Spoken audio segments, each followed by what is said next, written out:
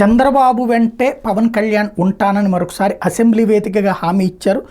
గత వైకాపా ప్రభుత్వం పోలవరం పూర్తి చేయలేదు, ఉద్యోగులకు జీతభత్యాలు ఇవ్వలేదు, అన్ని శాఖల నిధుల్ని మళ్లించేశారు, సహజ వనరులను దోచుకున్నారు, పెట్టుబడిదారులను పారిశ్రామికవేత్తలను తరిమేశారు. పాలన వారసత్వంగా వచ్చిన ఈ సమస్యలన్నీ అధిగమించాలంటే సుదీర్ఘ అనుభవం ఉన్న చంద్రబాబు రాష్ట్రానికి అవసరం. ఆయన నాయకత్వం కింద పనిచేయడానికి రాష్ట్రాన్ని అభివృద్ధి వైపు నడిపించేందుకు మేము కట్టుబడి ఉన్నామంటూ పవన్ కళ్యాణ్ చెప్పుకొచ్చారు. గవర్నర్ ప్రసంగానికి ధన్యవాదాలు తెలిపే తీర్మానం మీద మంగళవారం శాసనసభలో ప్రసంగించింది. అదే దశాబ్దాలుగా స్థిరమైన రాజధానికి నోచుకొని ఆంధ్రప్రదేశ్కి ఇక ఎప్పటికైనా అమరావతి ఏకైక రాజధానిగా ఉండాలి.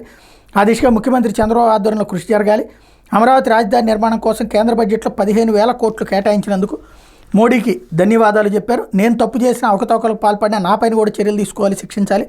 అలాంటి బలమైన సంకేతం ప్రజల్లోకి పంపించాలి. జనసేన నాయకులు వాళ్ళ వ్యక్తిగతంగా కూటమి ప్రభుత్వానికి ఇబ్బంది కలిగితే వాళ్ళని వదులుకోవడానికి సిద్ధంగా ఉన్న ఇసుక మైనింగ్లు ఎవరైనా జనసేన నాయకులు తలదూరిస్తే వాళ్ళ మీద చర్యలు తీసుకుంటాం అని పవన్ కళ్యాణ్ హామీ ఇచ్చారు. సామాజిక మాధ్యమాల్లో హద్దులు దాటి మాట్లాడే వాళ్ళని ఎలా కట్టడి చేయాలని దాని మీద సభలో చర్చించి విధి విధానాలు రూపొందించాలి. చంద్రబాబు హయాంలో ఏపీలో పనిచేసేందుకు ఐఏఎస్ ఐపీఎస్ అధికారులు ఎంతో ఉత్సాహం చూపించేవాళ్ళు.